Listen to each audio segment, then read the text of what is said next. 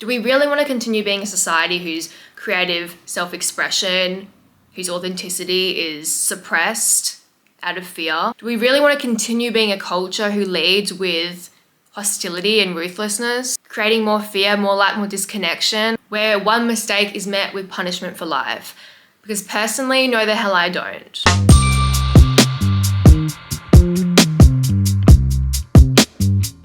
Hi guys, welcome to my channel. If you're new here, hello, my name is Sanem and this is That's the Tea on Life, where I spill the tea on how you can glow up mentally, spiritually and physically so that you can align yourself with the highest version of you, the version of you who is confident, who is empowered. Here on this channel, I talk a lot about finding your power and purpose, healing, confidence, self-expression, being authentic and real as hell, and it's all, twisted in with a pinch of spirituality and mysticism as well, because that's just how I do things, okay? So if that sounds like your vibe, I would love to have you join me. Don't forget to hit that subscribe button, and if you do enjoy this video, please do give it a little thumbs up action and send it to someone who you feel like needs to hear this message today, okay? Guys, my hair is so thick, it's so unhinged and just a mess. It's giving Hagrid, but we're gonna work with it. So a big part of finding our authentic voice and our confidence and honoring those things is overcoming criticism, which is what I spoke about in my last video. And in today's video, we're gonna branch off into cancel culture, because I did want to speak about it in my last video, but I kind of ran out of time. And I do think it does need to be spoken about. As someone who works in social media, this is something that I think of all the time. I mean, anyone who has any kind of public facing involvement on social media, big or small, thinks about this. And I just think it needs to be spoken about, especially for those who are trying to find the confidence to show up online, but are being blocked by that fear of, oh, what if I say the wrong thing and I get cancelled? What if someone finds out about something that I did 10 years ago when I was a stupid teenager and made that one small tiny mistake and I get cancelled? We're going to dive deep into the technological and the psychology of cancel culture. Like, why is it the way it is today? What has changed in technology and human behavior to make it what it is today? And then we're going to speak about, why there seems to be this really harsh, unforgiving standard of perfect. Why do we hold people that are on the media to such a higher standard than just regular everyday people? And how there needs to be a change. There needs to be a change in how we, make people accountable, because what we're doing right now is not healthy accountability. It's belittling, it's shaming, it's exile. They don't know the difference. They don't know the difference between healthy accountability and justice, and shaming and belittling other people. So as a society, I feel like we need to do better. As creators, it's just not a good place to be in, and something needs to change. And at the end of this video, I'm going to give you some tips on how to break through that fear-based creativity so that your creative voice and authentic self-expression isn't diminished because of this issue. Let's talk about it. Let's spill that tea, girl. Cancel culture is an epidemic, and it is killing creativity. The lack of creativity and authenticity and realness that I see portrayed, especially in mainstream media, is really sad. And it almost gives me this very dystopian feel around things. People are too afraid of saying things, saying the wrong things, or saying things and then having those things being misinterpreted because of the stakes being so high, right? And I understand, right? People are mean. And so what we end up seeing is this overall vibe of plastic and perfection, keeping self-expression heavily monitored or restricted to please the masses. And to me, this is very, very sad, because as human beings, we're creative beings, right? We're meant to just create and self-express and connect. And this epidemic, it's blocking that, right? It's this movement that's just morphed into something so dark. It started off as something that was needed, and now it's just completely gone onto a different road. Honestly, it poses the question of who is influencing who. The ones with the title of influencer are actually the ones being influenced here by fear. For a lot of public figures, their paycheck, their lifestyle, their overall image is dependent on pleasing the masses. And I'm honestly always questioning, why do we have to be like this as a society? Why do we have to be so ruthless and unforgiving? And it never used to be this way. This shift didn't happen overnight. It's transformed as social media has transformed. Let's talk about that. Let's talk about the shift. Firstly, we're going to touch on corporate involvement. Because back in my day, when I was a teenager, YouTube was popping. It was fun, it was quirky, it was messy, it was raw. Instagram was very new, very fresh, and Tumblr was all the rage. Algorithms weren't really a thing. Algorithms weren't refined for ad revenue, right? So creativity was just creativity, and these platforms were spaces for self-expression, for experimentation, you know, for what they were intended to be. Unfortunately, the more that they grew, the more investors saw these spaces as a great way to make money off sponsorships and running ads. Eventually, brands got involved because they saw creators as basically salespeople for their products. And so once investors and brands and more people got involved, more money got involved, the stakes became higher. People were too afraid of saying the wrong thing or doing the wrong thing that could cost them their career, their income, their lifestyle. And so with that, creativity became tied to metrics. You know, it was no longer about self-expression. It was about, okay, how can I please, you know, ad revenue? Because if your video is somewhat inappropriate, you won't make money off ads. Brands won't want to associate with you because you're too problematic or you're not in line with whatever. So yeah, but it wasn't just the money, you know, the way that content spreads, that started to change as well. Obviously, the more time went on, the more people started to use social media, and social media itself started to grow. Before 2010, you could tweet something really stupid and it would probably go unnoticed. You know, maybe few people saw it, whatever, wasn't a big deal. Nobody really made a fuss about it. But by 2018, a tweet could go viral within a few hours. And I guess that instant amplification, or that ongoing influx of people using social media, obviously the reaction time became a lot faster because people are seeing things, a lot more people are seeing things in a smaller amount of time. Things snowballed faster than people could react. And this, you know, kind of gave rise to everything. People started to become a lot more aware of what they were saying in case they couldn't react to it in a suitable time. To make it even more intense now, once something is out there, it's out there for good. Okay, people started to become a lot more aware of their digital footprint because of the changes in, firstly, technology, and then of course human behavior. Back in the day, things obviously weren't as advanced, so it was a lot harder to save things, right? Whereas now, you can literally end someone's career within the click of a button, okay? Things can be screenshotted, archived, saved, sent to the group chat, and it honestly it's so easy to do that. Whereas back then, everything was a lot more technical and hard, so people just didn't really give a damn. So it was that, but it was also changes in human behavior, human psychology, because social justice conversations and cultural awareness became a lot more expanded, which is so great, right? This is something that definitely needed to happen because yes, people do need to be held accountable and justice needs to be served. But the thing is, the whole concept of accountability got really twisted, and what we're doing is not healthy accountability. It's morphed into something so much darker. When people mess up, there's usually no room for nuance. There's no room for, I guess, proportional justice. You do something bad and that's it. It doesn't matter if it was yesterday or 10 years ago.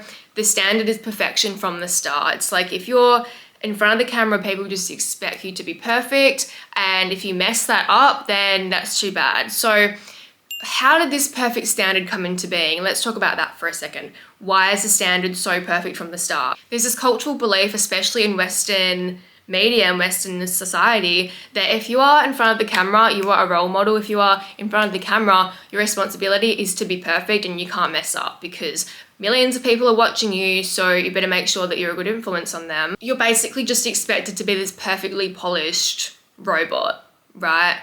And it really dehumanizes you.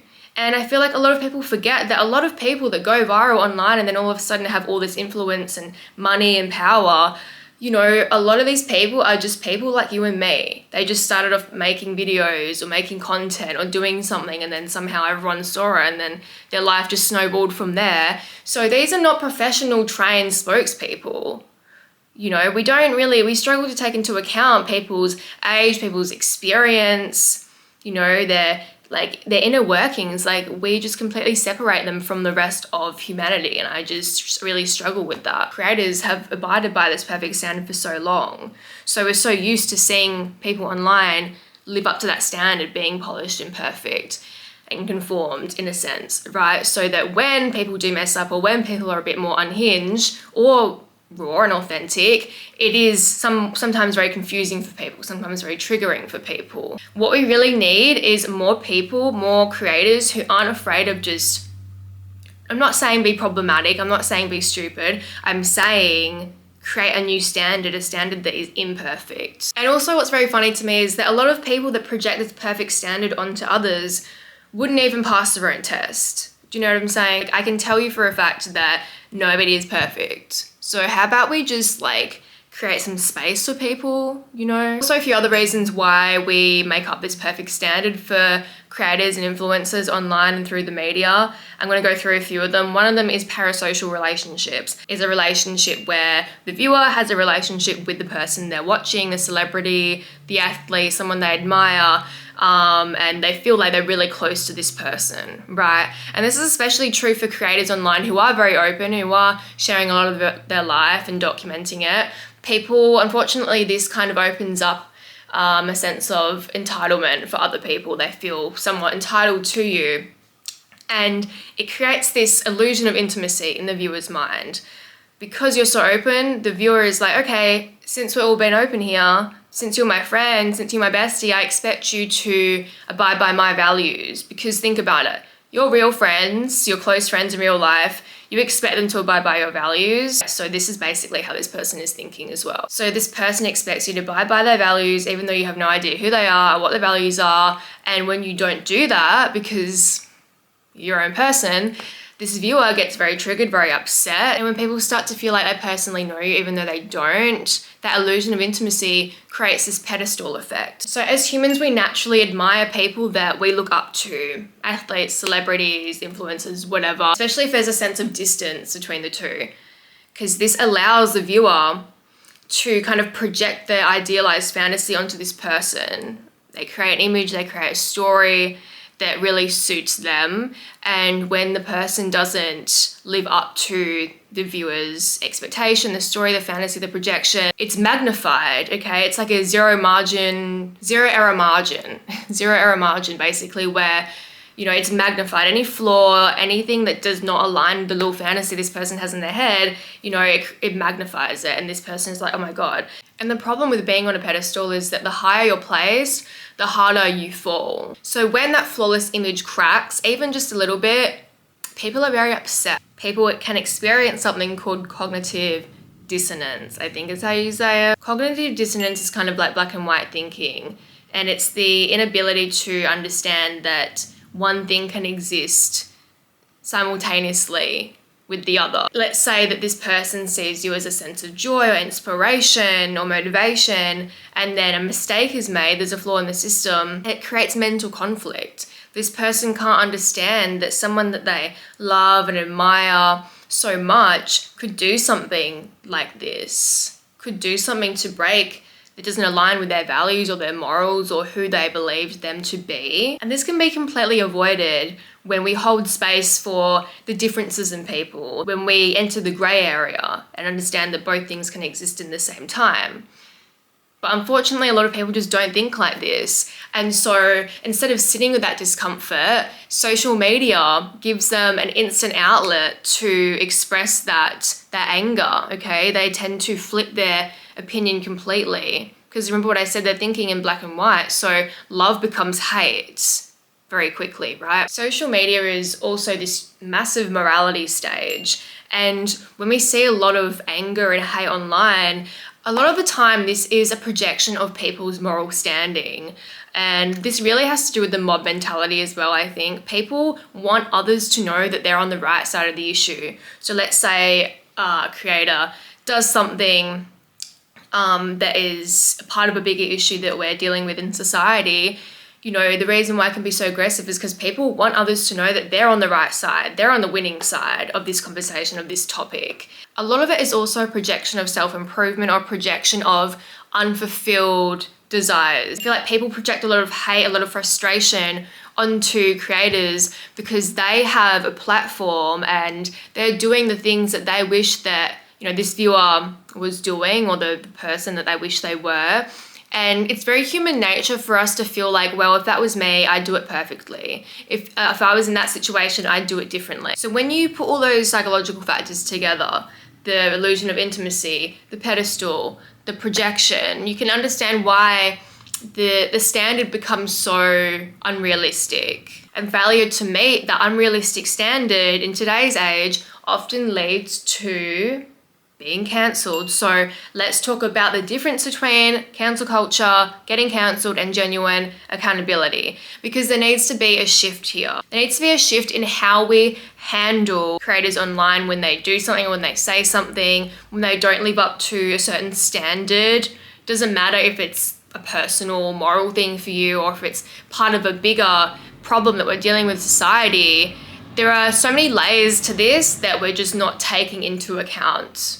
Okay, for example, the severity of what this person has done, the issue at hand.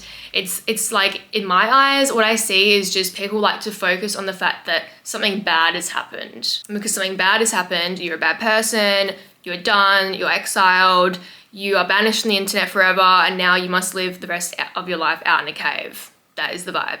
So healthy accountability, what we want to do here, the goal here is to still address the harm, right? Call people out, but calling them out in direct conversation and calling them out in the sense of like, hey, what you did was bad, blah, blah, blah, blah. But let's still give you the space to grow and the opportunity to show that you're actually sorry. Because what's happening here is people say sorry, they have their little apology videos and whatever, but we're not giving them the chance to actually align actions with that apology, right? Because it's one thing to say sorry, it's another thing to actually show that you're sorry through your actions. Actions speak louder than words. You and me both know that if we hadn't have made mistakes back in the day, we would not be where we are today, okay? I'm so grateful for all the mistakes I've made in my life because I would not be who I am today. Little me, she was silly. She was a bit of a silly girl, but I also love that girl because she got me to this baddie that's sitting right here. And I just think it's unfair that we strip people online of that opportunity. Because a lot of these people are young, they're impressionable, they're learning, they're growing, right, as they go. So I just feel like there needs to be a little bit more space there, a little bit more room. And when we can do this, the outcome is so much more positive. The person can grow, the community itself, society itself benefits because the overall vibe is just a lot more healthier, okay? And we're learning that mistakes can lead to growth. Mistakes are lessons, not a public exile where there's no return from. Cancel culture is a completely different story. The goal of cancel culture is publicly shaming, it's belittling, it's aggression, it's hate, it's rage. And you know what? It's not even about justice. It's not even about growth or accountability. It's about the performance of justice. It's about the mob mentality. You know, a lot of people have so much built-in aggression and rage and hate. And seeing someone get cancelled online is a great way for this person to project that onto this other person. And they see all like this group of people. As human beings, we're psychologically wired to be part of the group, because not being part of the group means that you're going to die. That's how our ancestors worked, all right? And so we want to be on the winning side. We want to be part of the group. And when you're an angry person and the group is angry, you also want to be angry with that group. We need to do better as people. As people, we have that power. As people, we have that power to make that change. It starts with us. And the other thing I've noticed that really grinds my gears is that there seems to be this one-size-fits-all approach to cancel culture. When a creator gets cancelled, the context of why they're being cancelled is often lost. Someone who tweeted a slur word 10 years ago seems to get the same amount of hate as someone who does something like intentionally bad, like a criminal offense, and they did it yesterday. There's a very, very, very big difference between the two. However, the punishment is the same. Belittling, shaming, exile, you're a horrible person.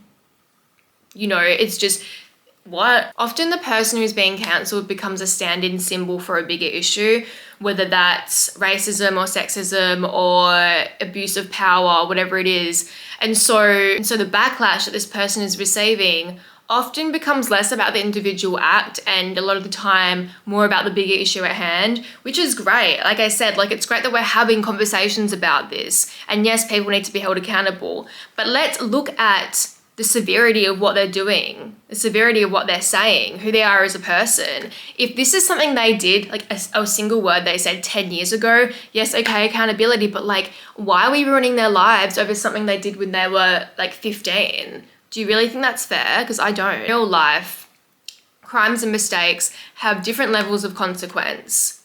There's a system, there's a structure. However, online, in this culture of cancelling others, there's no sound structure. The reaction, the consequence, whatever it is pretty much the same. Shame, mass unfollowing, career lost, money gone, reputation damage. It's crucial that we start building a new system, one that is built off proportional accountability, where context, severity, and growth are highly considered. That way, social media can still hold people accountable without people losing their sense of creativity and authenticity and self-expression, without voices being lost completely out of fear of speaking up, out of fear of exposure and being seen. When every misstep, big or small, gets met with the same consequence, the same punishment, people are too afraid to step up, to be seen, to speak their truth. It's killing creativity, it's killing authenticity. This is not the way that I want to go. This is not the way that I think many people want to go, especially as creatives. When you create in a climate of public perfection, you self-edit before you even start. You avoid talking about grey areas out of fear of things being misinterpreted. You tone down your authentic self-expression. You overthink everything that you say. You overthink about whether or not this is going to age well. You hide parts of your personality. Over time, your voice becomes safer, but less authentic, less liberated. Do we really want to continue being a society whose creative self-expression, whose authenticity is suppressed out of fear? Do we really want to continue being a culture who leads with hostility and ruthlessness, creating more fear, more lack, more disconnection, where one mistake is met with punishment for life? Because personally, no the hell I don't. Like I said, we hold the power to make that difference. The change starts with us. So for my creators that are watching this, the way that you can help is by being a raw, authentic self. And I know that is so terrifying and it's so scary, like getting up into the camera, doing your thing and thinking about, oh, what if people say this? What if people find out? But like, you are never going to move forward in life with that way of thinking. Things are the way that they are. Deal with it if it happens. And I'm going to give you some tips on how to push through, okay? First thing is first, stick to your values, your personal values, not perfection. Ask yourself when you're creating, does this align with who I am, with my values? And if it does, that's good enough. I mentioned in my last video that before I create something, before I post something online, before I speak my truth, I sit there and I think about what I'm saying. I'm like, does this align with who I am? Does this align with my moral standing? Is this something that I really believe in? If it does, then great. Okay, I'm gonna say it. Not everyone is going to understand me, that's fine. I used to avoid saying things that were potential grey area, things that could be misinterpreted. And that honestly, I burnt myself out putting so much energy into tiptoeing around saying certain things and how to say them so that I didn't offend people. But you're gonna offend people. People are going to take things the wrong way because everyone has their own projection of how the world works, how people work, and you can't let that diminish your own light. You just need to say things how, I mean, I'm not saying be messy, obviously, is to be mindful of people, of, you know, cultural awareness, of issues that are at hand here, but at the same time, say what you gotta say, okay? And through that, you will learn how to practice being misunderstood.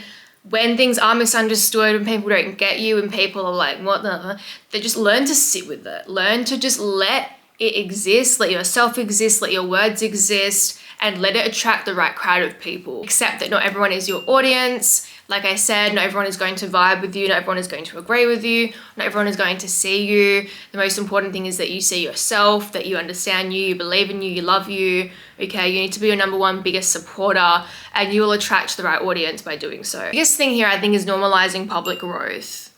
Like I said previously, there's this expectation to be perfect from the start. And the thing is, we're always learning, we're always growing. You need to be okay with allowing others, allowing people to see you grow, to see you fail, to see you being imperfect or flawed, because I really struggled. I felt like I had to be perfect. I couldn't allow people to see me make mistakes. I had to be all polished and perfect and precise, but that is so inhumane. I am never the same person I was like a few weeks ago. I am growing, I'm accelerating. It's such a, like, I'm like that all the time.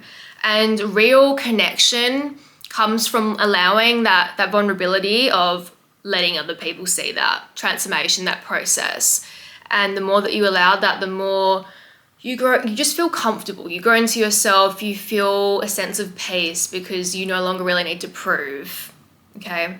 Breaking that standard starts with you. That safety you look for in the validation of others, you actually have access to that safety once you decide that, hey, I'm enough. Hey, I can make mistakes. Hey, I'm a human being. And if people still hold you to that and they expect you to not make mistakes, maybe they need a reality check, because I can guarantee you they've made mistakes. And I can guarantee you that if they were in your shoes on social media, on the media, putting yourself out there, they probably couldn't do it. Also, you need to listen to that little voice inside of you, the inner artist, okay? I'm reading this book. Amazing book. It's a full workbook. Julia Cameron is amazing. She basically speaks about, you know, creators that are blocked from their authentic self-expression, and they're trying to be perfect, and what they're doing isn't enough, and they procrastinate because they're not ready yet, or they don't want to be seen making mistakes, and blah, blah, blah. She talks about how we all have access to this inner source, call it divine inspiration, wisdom, intuition, whatever. We all have access to this place. And when we speak from this place, when we create from this place, amazing things happen, good things happen. We attract opportunities, people, blessings that are aligned with us and our highest good. It's all great vibes. So when we're creating from that place and not fear, you can create a really amazing life for yourself. You can touch the souls of many people. But as long as you listen to that voice, council culture, being on social media has trained us, has conditioned us to listen to the voices that are outside of us and conform to the standard that's out there. But it's all an illusion. It's all a bunch of BS, and fear, the world exists. It thrives on fear. Okay, the more we fear being cancelled, the more we fear being called out, the more we are adding energy to this monster that exists. The way that we tame the beast is by actually saying, you know what, I'm not going to feed into fear. I'm going to feed into the light that's inside of me, and I'm going to create and express and inspire, and I'm going to say what I want to say. I have great intentions for people, all love, all peace or abundance, whatever. So I have nothing to fear. I'm a good person. I have great values. I care about people. I'm going to keep doing what I want to do and saying what I want to say. If you want to dig up some stuff in my past, if you want to say something about me, that is honestly your problem. That is your projection. You are part of the problem. You are dehumanizing people. You are placing a standard on me that I never asked for. That's the other thing, guys. Stop expecting yourself to live up to a standard that was placed on you by other people. It's not your responsibility to live up to that standard. Yes, Western media says that we have to live up to that standard if we're in front of the camera, but we don't. If you have a mass following and you have, let's say, high school girls watching your videos, then of course, you know, be mindful of that age, be mindful of the things that you're saying, of course, but don't suppress your authentic voice. We want to be mindful, but we don't want to conform. Difference. Last thing I'd like to say is that trust is a daily practice. You don't find your creative voice once. It is an ongoing thing every single day. You keep showing up, you keep trusting it even on days that it feels faint. Trust is built the more that you share, the more that you put yourself out there, the more that you start when you're not ready, when you're still imperfect. Over time you grow. If we never start because we don't think we're ready yet, we don't feel like we're perfect enough yet, we procrastinate, we are never going to grow. We're never going to find ourselves. We're never going to learn to trust ourselves. Get it out of your head that you need to be perfect to start. Get it out of your head that you need to be at a certain point, that you need to be incapable of making mistakes, because that is exactly how I used to feel when I started YouTube. And I would procrastinate for months. I would procrastinate for months and months and months because I felt like what I was saying wasn't right, my videos weren't good enough. There were so many issues, and you know what? If I didn't say screw that, if I didn't just keep on showing up anyway, and just the more I did that, the more I did continue to show up, even though I wasn't perfect, even though I'd started to make mistakes, the more confident I became, the more I found myself, the more I found my voice, and that's why I'm where I'm at today. So your creative voice isn't the thing you feel ready for, it's the thing that you build with every single day. And the more that you build, the more secure and stable it becomes. It's like building a house. So guys, that is what I have to say about cancel culture. It's not fun, it's not cute, it's toxic. She's not that girl. She is so yesterday. It thrives on fear, it thrives on perfectionism, it thrives on a one-size-fits-all punishment system. It's just not where we want to be. Creativity needs space, it needs authenticity. It needs the room to flourish, the room to grow, the room to make mistakes, the room to be messy and perfect and real. So if we want to see more authenticity online, like I said, it starts with us. We need to start showing up more. We need to start saying, F the standard, I'm going to be who I'm going to be. We need to start shifting from destruction to growth, from punishment to accountability, and from fear to trust. And like I said, that starts with us. That starts with how we treat ourselves, how we allow ourselves to be seen online, and how we treat others online.